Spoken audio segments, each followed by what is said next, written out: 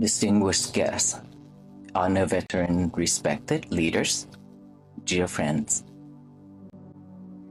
Today, America celebrates 250 years. 250 years of courage, 250 years of sacrifice, and 250 years of hope. We gather today because generations before us dreamed that a better future was possible.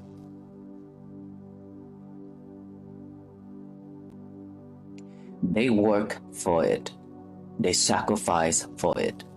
Many gave everything they had so that those who followed could live with greater freedom, opportunity, and dignity.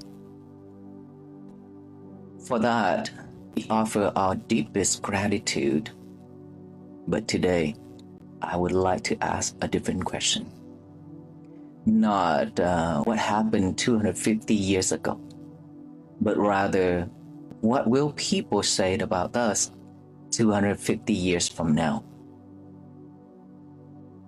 Every anniversary gives us a choice. We can simply celebrate history, or we can allow history to transform us.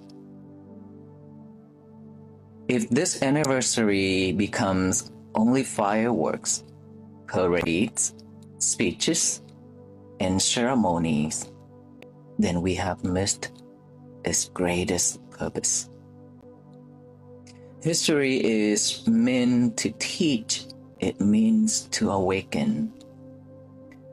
Today, our nation faces challenges unlike any generation before us. We have more technology than ever before, yet many people feel more alone. We communicate faster than ever before, and we understand each other less, but we understand in each other less.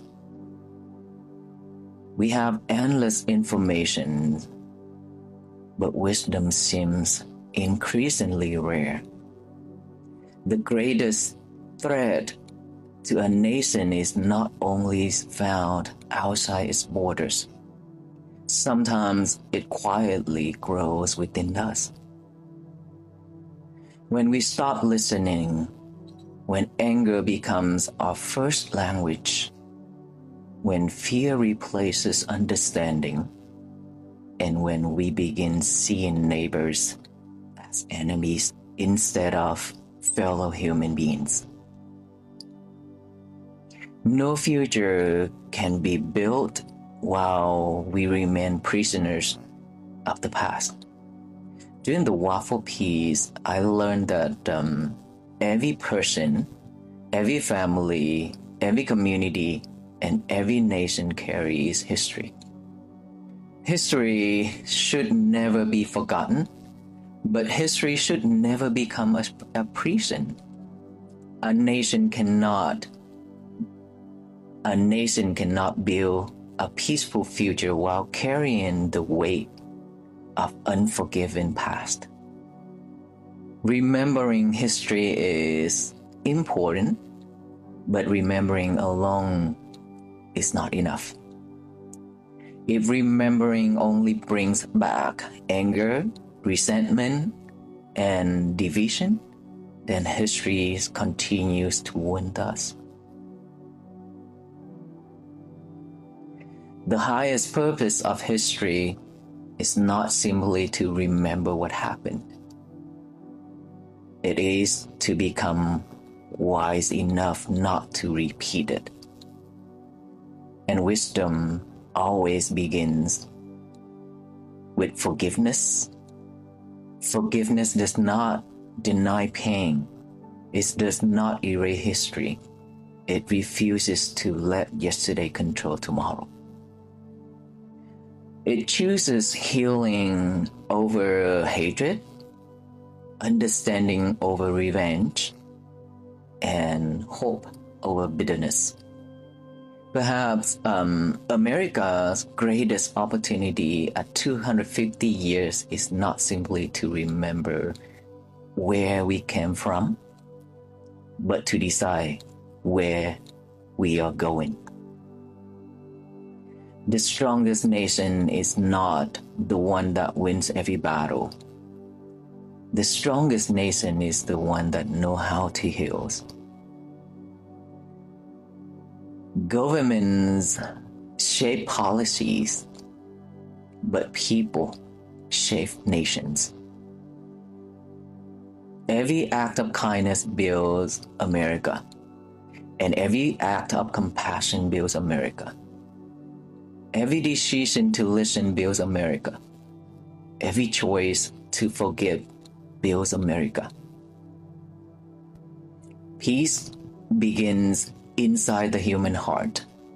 Mindfulness teaches us that to pause before speaking.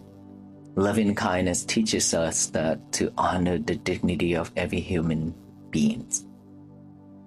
Compassion gives us the courage to help those who suffer. These are not religious values, they are human values.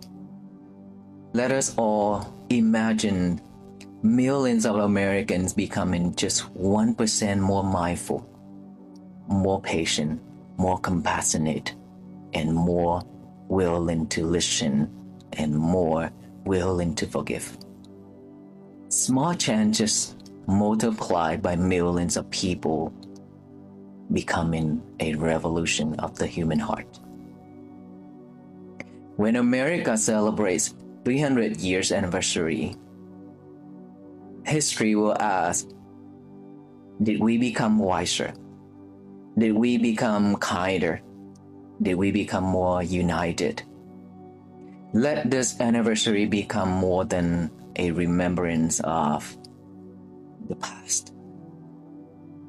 Let it become the day that we choose the future. Because the next 250 years do not begin with fireworks. They begin with us. One mindful heart, one forgiving heart, one compassionate family, one united community, one act of kindness at a time.